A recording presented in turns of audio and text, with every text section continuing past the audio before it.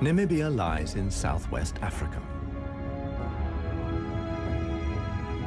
The Namib Desert stretches for almost 2,000 kilometers along the coast.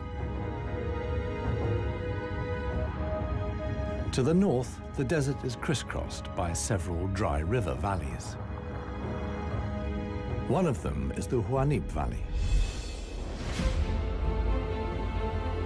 It runs through the desert for several hundred kilometers and ends in the sea.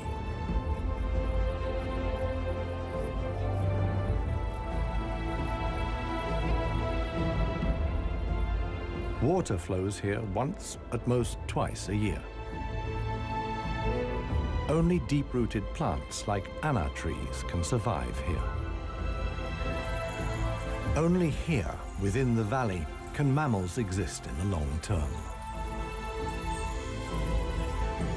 It is the home of the desert elephants.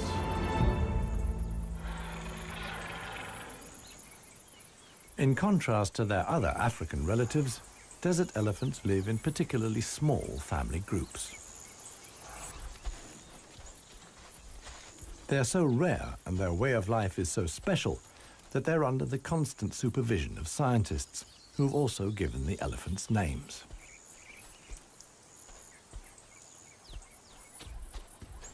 The head of this family is alpha cow Clarissa. The animals don't leave her side for a moment. Only Clarissa knows how to survive in this extreme environment.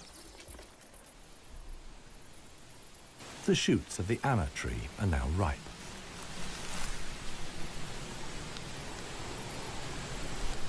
The pods contain protein-rich seeds.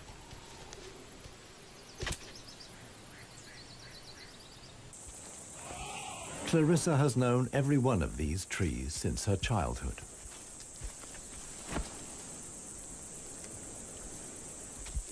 Even the youngest, Maya, tries the shoots. Here, however, experienced trunk-tip control is required. It's easier for her to get the protein she needs from her mother's milk.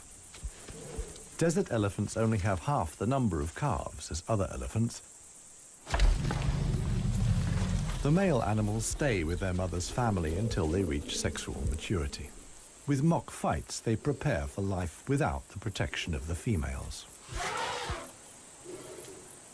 Adult bull elephants are loners or travel in small groups.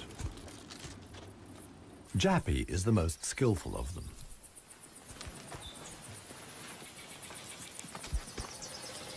His younger brother watches enviously as Jappy brings down apparently unreachable branches from the tree.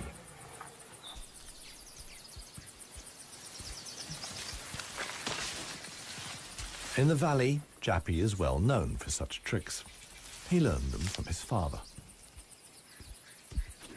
Friendship among bull elephants has its limits. Jappy is certainly not willing to share his branch with his younger brother.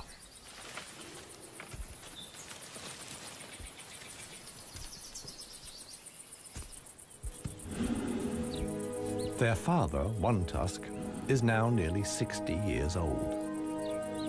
His trademark is the missing right tusk, lost long ago in a hierarchical battle. For years, he was the undisputed king of the Huanib. Now he lives in seclusion. One Tusk's legs are weak. He can no longer keep up. The aging bull is already being watched by a male jackal, which lives in the Huanib Valley with its partner. Jackals mostly hunt smaller animals, but they wouldn't turn their noses up at a dead elephant.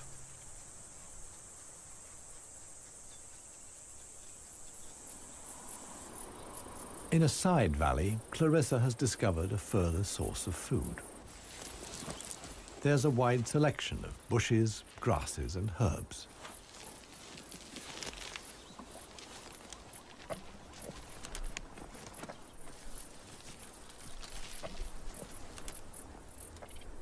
The elephant's climbing skills far surpass those of their savanna-dwelling relatives. This, too, is a form of adaptation to their special habitat.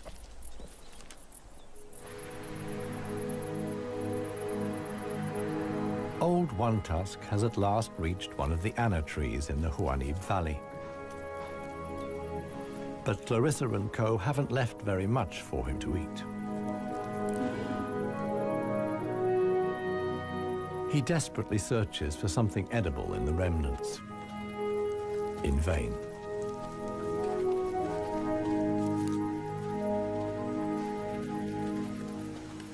For the inhabitants of the Namib, survival is hard. They're used to going for long periods without water.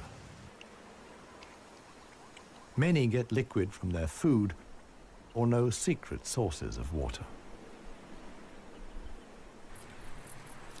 Regardless of size, every green leaf contains a minimum of liquid worth harvesting.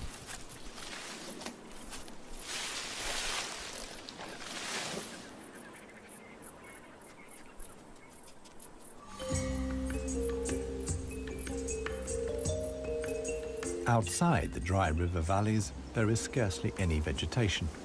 Here, only extreme specialists survive. The Namib desert beetle is no bigger than a fingernail. As all animals, it depends on water for survival and has developed a special strategy.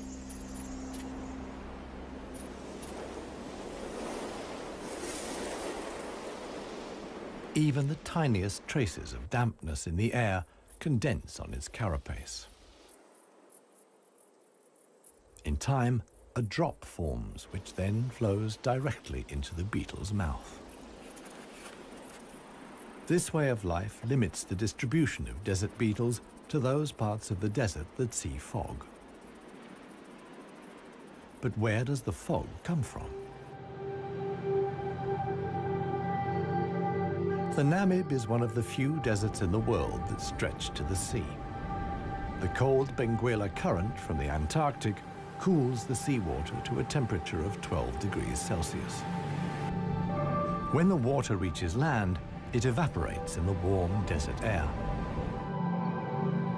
Around 200 days a year, the desert is wreathed in mist, which sometimes extends hundreds of kilometers inland into the dry river valleys.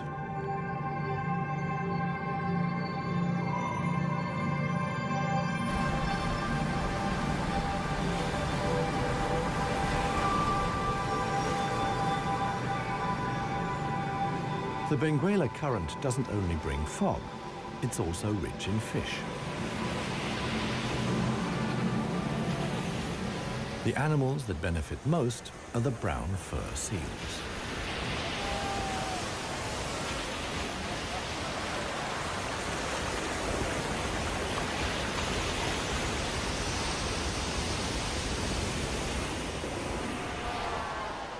Their colonies are often home to 100,000 animals.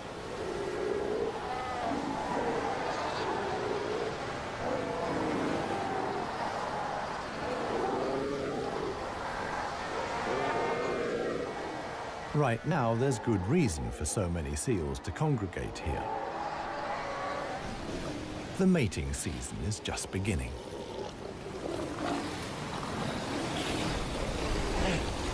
Everywhere, bulls are fighting for the right to mate.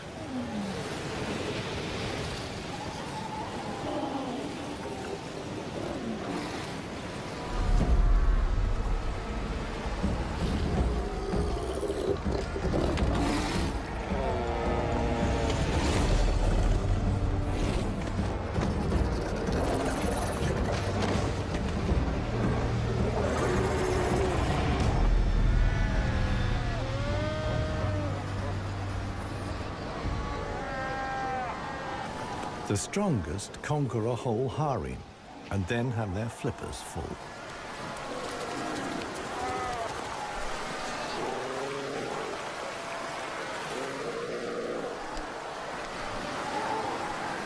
After mating, the males disappear into the sea, They're not involved in bringing up the young. The fog sometimes penetrates as far as the Huanib Valley.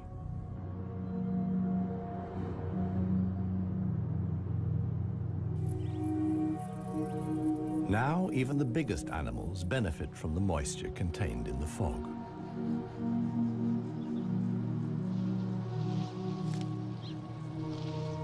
Jappy and his brother can take on a lot of liquid from the drops of dew on the plants they eat. This allows the elephants to go without water for up to 4 days at a time. The pair are still on the move together. This will soon change.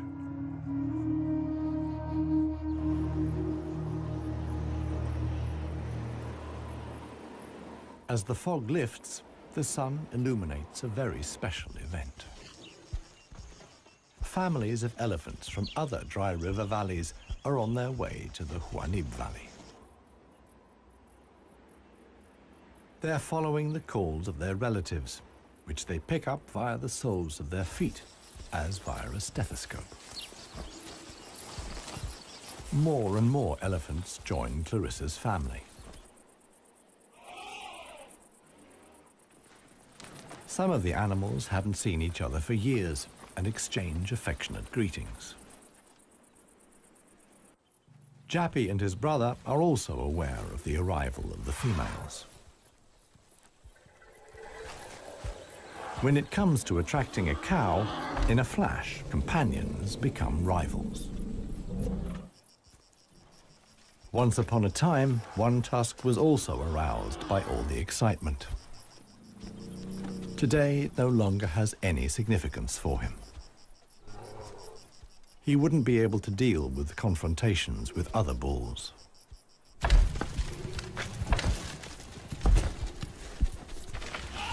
His sons and grandsons, on the other hand, are very excited. For them, it's important to make the most of the female's willingness to mate and prevent others from taking advantage. In the end, however, Jappy only manages to achieve his goal by means of a trick. He abducts the alpha cow, Clarissa.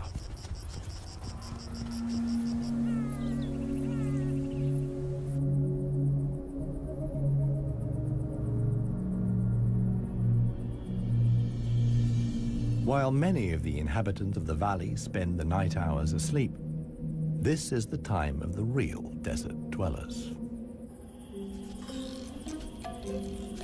The Namib sand gecko is only active at night. In the darkness, the little predator looks for crickets and spiders.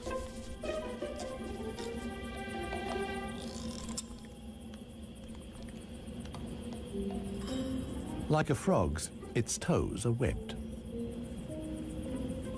This enables the lizard to seemingly fly across the dunes without sinking into the sand.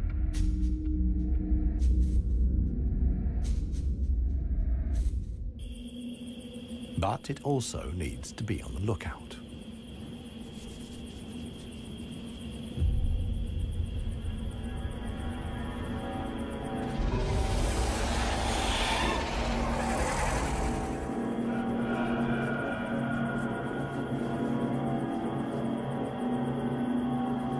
A sidewinding adder.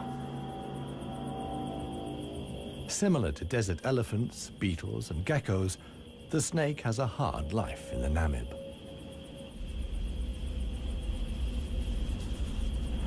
It has to hunt successfully to survive.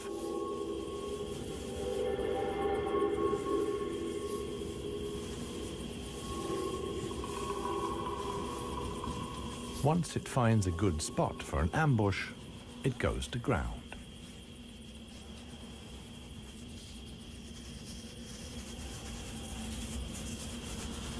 The snake is a predator that lies in wait for its prey, relying completely on its camouflage.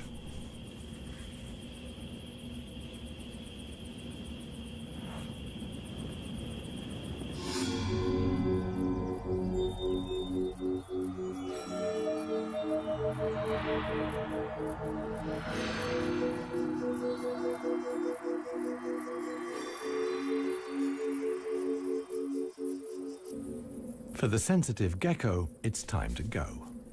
In the sun, it would quickly dehydrate. Here, too, webbed feet come in handy. The lizard uses its legs as scoops to quickly dig out astonishing underground passages. It can make tunnels 1 meter long into the ground.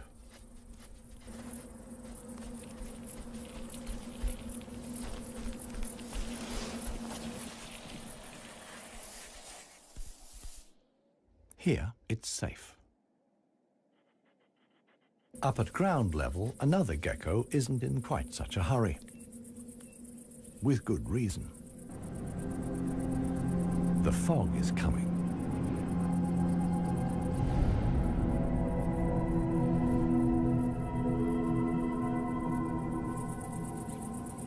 The lizard's large, mirror-like eye surfaces allow the fog to condense here. At last, water.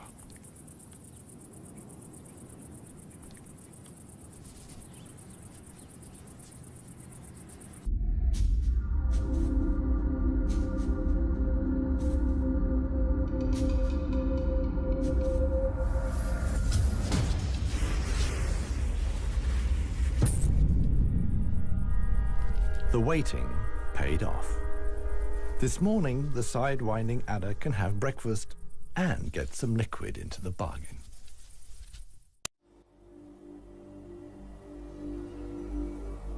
The Namibian winter is coming to an end, and with it, the mild climate brought by the fog. Relentless heat descends on the Huanib Valley. 40 degrees Celsius in the shade. This is approaching the limit for even Clarissa's family.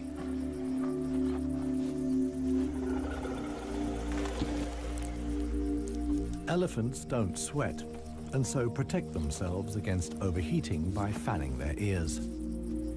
But it seems too hot, even for that. The heat is hard to bear for all the animals, but for the youngest, the sun can be lethal. Maya is really suffering.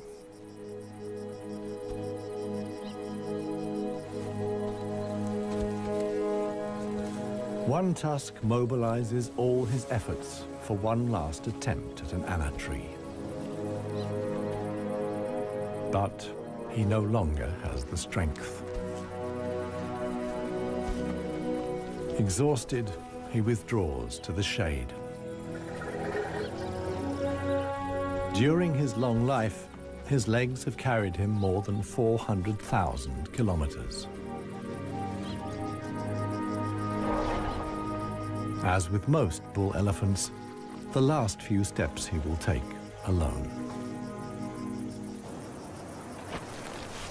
Despite the heat, Clarissa can't afford to take a break. She urges her family to move on. Desert elephants have to spend up to 20 hours a day eating 200 kilos of plant material.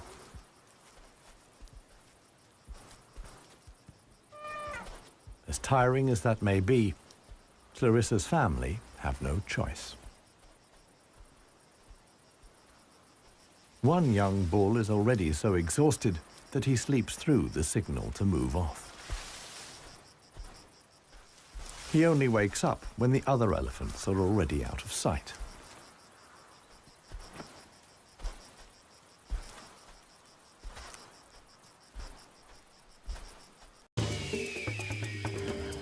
This show was created for you and your family to watch together. Welcome to Nat Geo Wild. It finally dawns on him that he really is all alone. Clarissa and the rest of the family have noticed his absence. The animals try to locate each other via smell using their trunks, which are extraordinarily sensitive.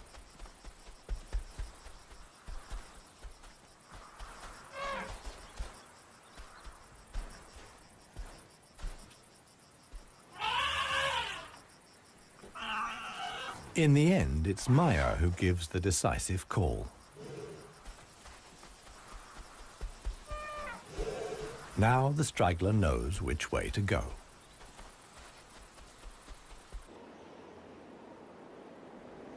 The extremely dry period shows no sign of coming to an end. 1 week later, the heat and the elephants have combined to decimate the plant life in the Huanim Valley. Vultures take up positions on the trees on the edge of the valley. Their time will come when the other animals can find nothing more to eat.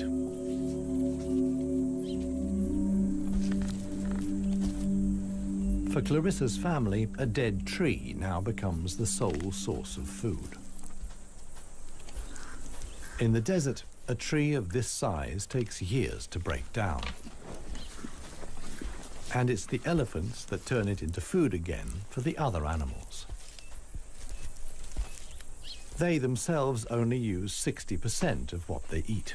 The rest they excrete undigested. In this way, they distribute seeds, like those of the anna tree. Some animals, like the helmeted guinea fowl, take the majority of their food from what the elephants deposit. In times of scarcity, even the Huanim Valley baboons look for something edible in the elephant's dung.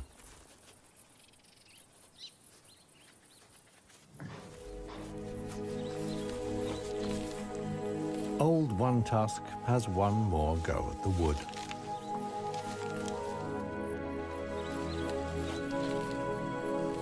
But elephant molars only grow back 6 times.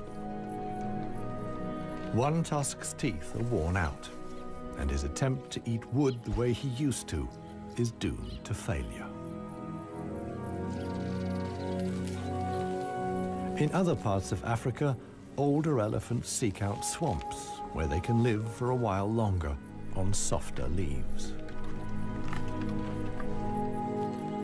Here, there is no such possibility.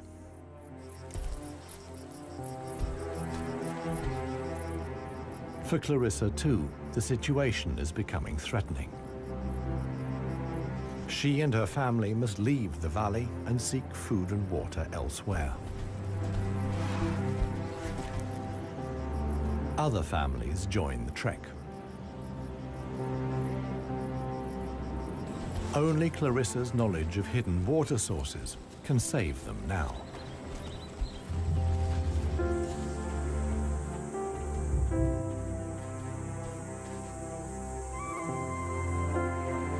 Scarcely any animals are left in the valley. Even the jackals are leaving. In their search for food, they will move along the Huanim Valley until they reach the coast. Only One Tusk is too old and too tired for the trek. The one thing that could save him now is rain that would let soft grass grow. With this slim hope, he remains behind.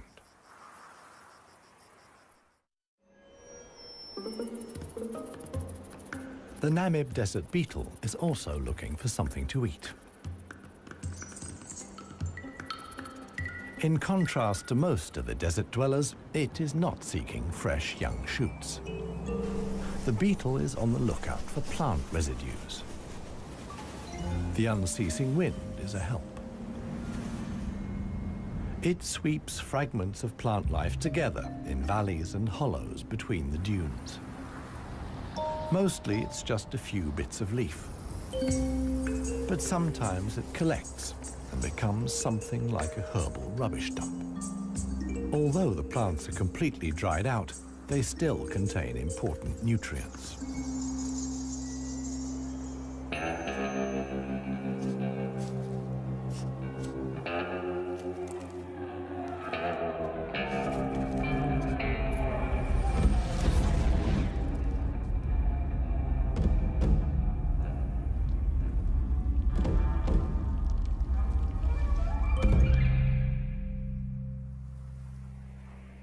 The Namakwa chameleon is one of the most dangerous hunters in the Namib Desert.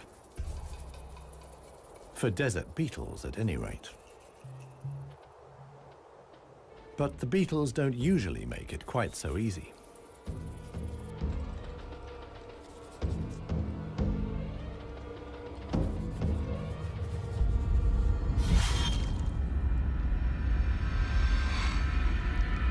The beetles aren't only full of protein, but also provide essential liquids for the lizard.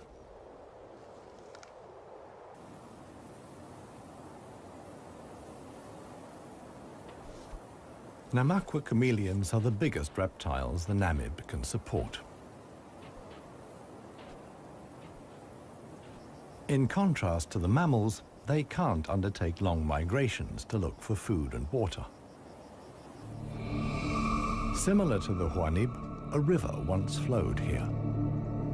Along its banks, animals like chameleons penetrated deep into the desert. Hundreds of years ago, the dunes slowly invaded the riverbed and cut off the water supply. This process was so slow, however, that the animals had time to adapt to the new conditions.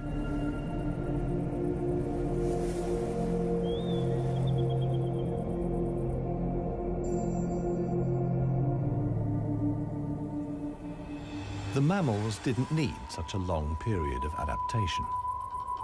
Their ability to migrate over long distances enabled them to conquer the desert much more quickly. The pair of jackals will soon reach the coast.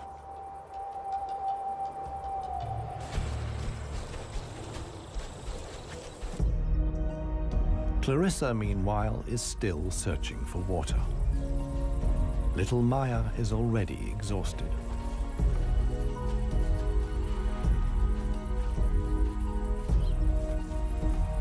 The group has to keep stopping. The animals are reaching the limits of their strength. Clarissa can produce less and less milk for her daughter. Suddenly, a commotion as Maya sinks to her knees. But Clarissa urges her offspring onwards. It is their only chance.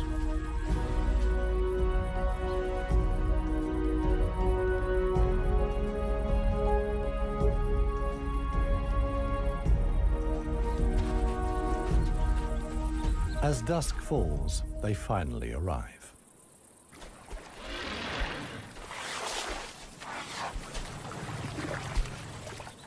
Thanks to Clarissa's knowledge, there's something to drink at last. Adult elephants can get by on 100 liters of water a day.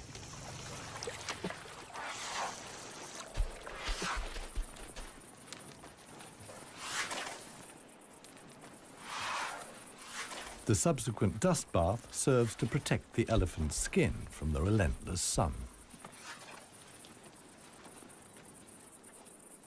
The trek to the next source of food is long. The following morning, Clarissa will move on.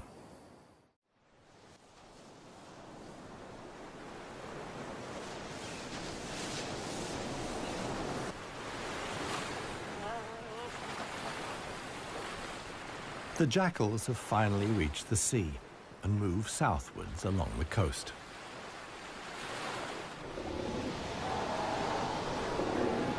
The new generation of brown fur seals is just arriving. Many of the mother animals are heavily pregnant. This young mother hasn't long to go.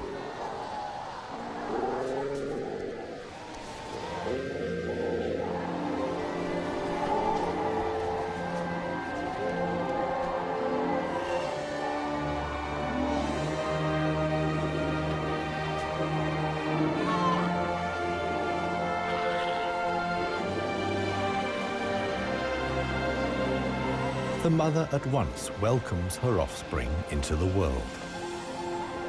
Each voice and scent is as unique as a fingerprint. The ritual creates an unbreakable bond between mother and pup.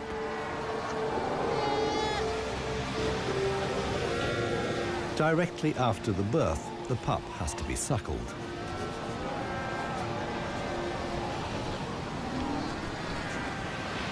The newborn is a little clumsy.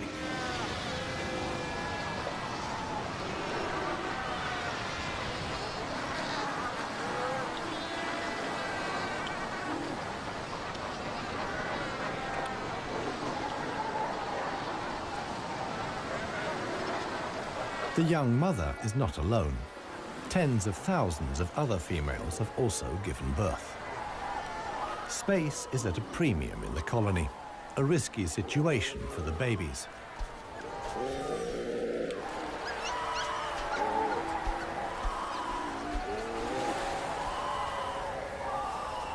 To minimize the danger, the seals organize a kindergarten.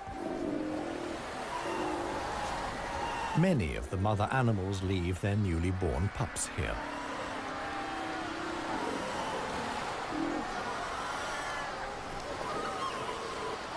The nursery not only offers the young pups protection, but also makes it easier to find them later.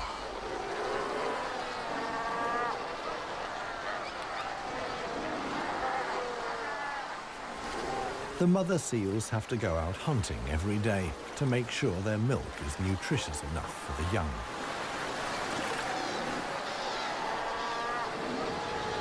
But when choosing the location of the kindergarten, they forgot about the tide.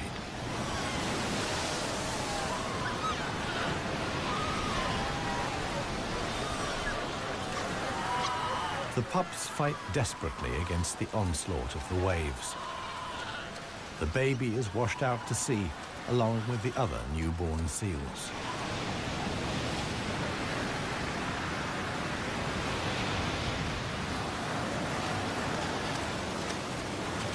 Seal pups can swim, but they don't have the protective layer of fat of adult animals. The pup fights for survival. Another is slowly but surely losing the battle. Within a few minutes, the pups are so exhausted that they can no longer keep their heads above water and drown.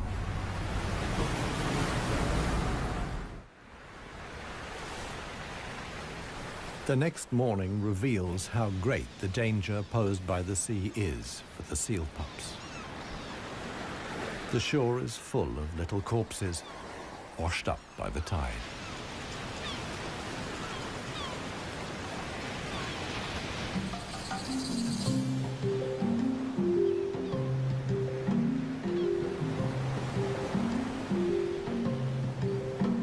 The jackals from the Huanib.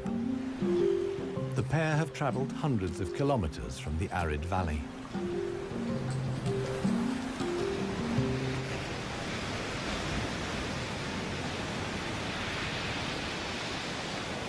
The seal colony is now their only chance of food. Jackals aren't choosy. For them, eating carrion is nothing unusual.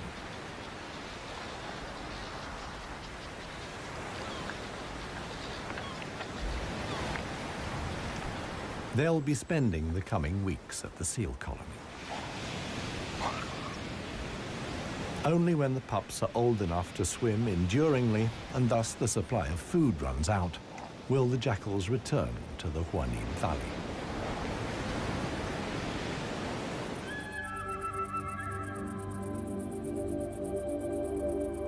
It's not only the jackals that undertake such long treks. The other inhabitants of the Huanib have a long way to go.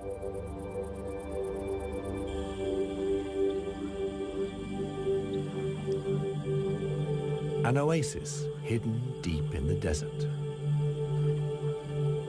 Oasis.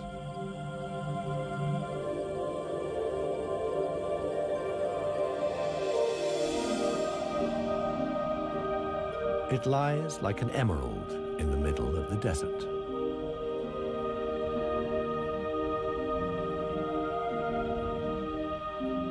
A thin band of loose vegetation lines the watering hole.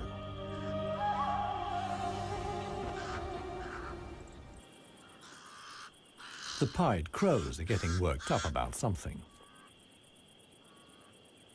Visitors. Big visitors. the legendary desert lions.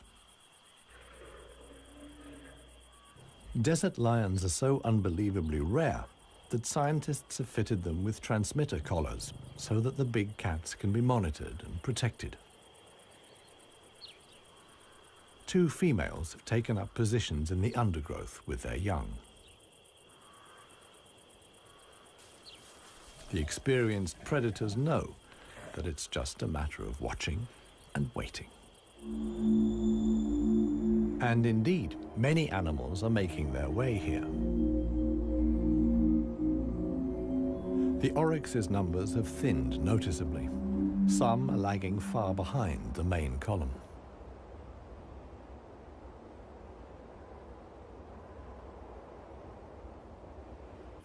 After more than 10 days' trek, the first animals finally reach the source. Cautiously, they approach the steep bank. They're in danger of sinking into the soft ground.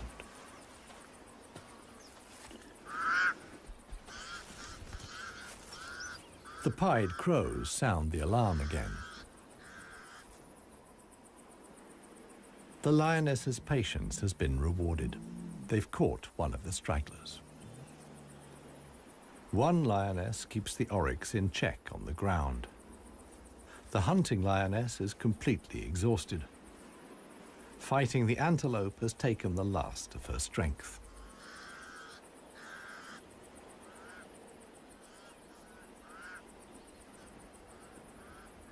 She drags herself back to the bushes to get her cubs.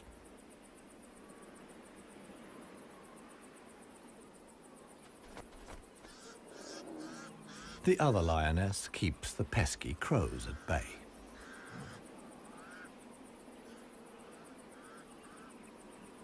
Luckily for the huntress, the cubs quickly grasp the situation. They can hardly wait to get their teeth into some fresh food. All the animals here are fighting for survival. The lionesses won this round. They've enough food now to last the coming weeks.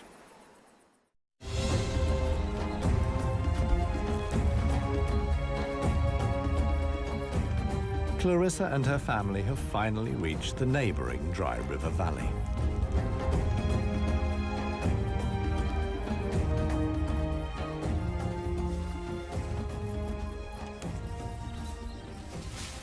The experienced cow knew instinctively that in times of drought, there was some precious greenery here to feed on. The exhausted animals can at last fill their stomachs again.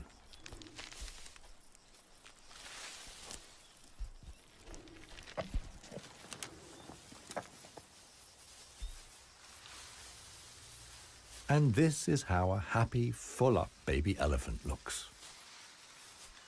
Maya in paradise.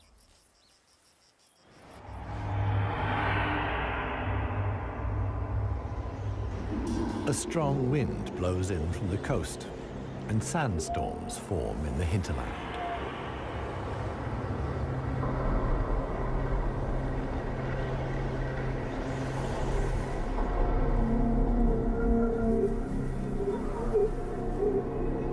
They reach the river valley where Clarissa and family have found food and shelter. Sandstorms like these are the harbingers of heavy rain. Experienced elephant cows like Clarissa know what that means. As soon as it rains, the dry river valleys will be turned into raging torrents that wash away anything in their path. Imminent danger for the family of elephants. Time to move on again. Now the safest place to be is outside the valleys. How right Clarissa was can be seen the following day. Water in the Dry River Valley. Only every 10 years or so is the rain strong enough for the flood wave to reach the sea.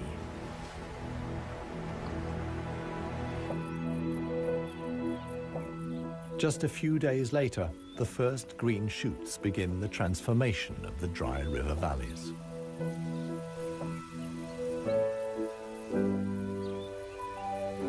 The Huanib Valley, too, is bursting with new life as the first exiles return.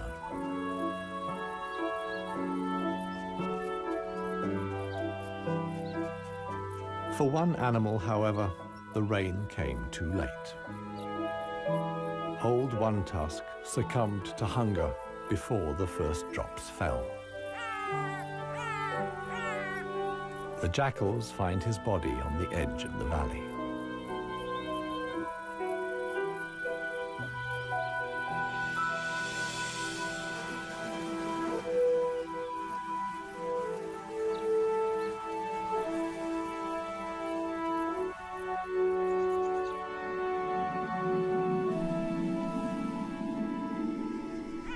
The jackals don't approach the body until evening. And thus, the circle of life is complete. The next morning, long unheard calls echo through the valley.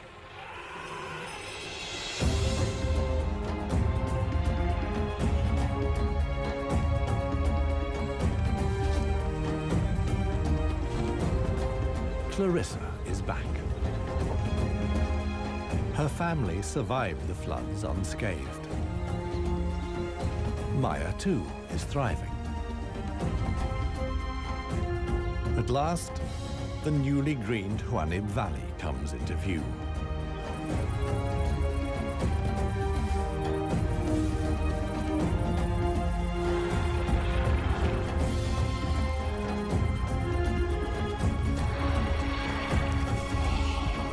Clarissa's family is home again.